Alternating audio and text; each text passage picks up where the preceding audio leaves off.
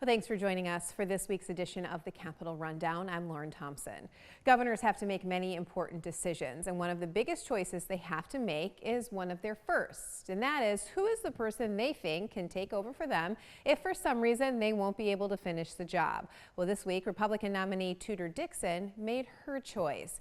His name is Shane Hernandez. He served 2 terms in the Michigan House of Representatives between 2017 and 2021, representing part of the Thumb, including Port Huron, where he lives.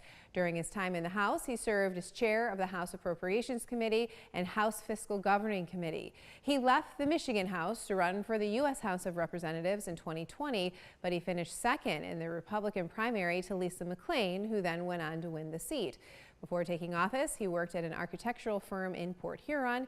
He graduated from Lawrence Technical University and is a married father of 2. Hernandez describes himself as a conservative Republican who believes in limited government, fiscal responsibility, and individual liberties. He also believes life begins at conception. In announcing her pick, Dixon said, quote, Shane Hernandez as Lieutenant Governor will help to improve our schools, create safer communities, and improve our economy.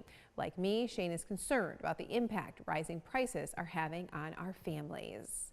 Well, Capitol correspondent Tim Skubic has been covering governors and lieutenant governors for 50 years now. So we asked him about the politics behind this pick. Here's what he had to say. The popular wisdom in our town is that candidate Tudor Dixon, with no legislative experience, needed somebody at her side that could fulfill that part of the resume as she runs to get this job. She is going to a former state lawmaker, a Republican who chaired the House Appropriations Committee, and his name is Shane Hernandez, the father of 2 daughters from over in the Port Huron area. Most recently, an unsuccessful candidate running for Congress.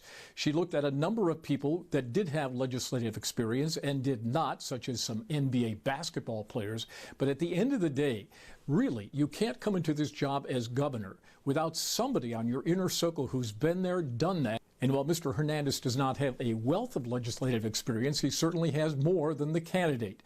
And this will help her to navigate what's going on. Now, what kind of guy is he?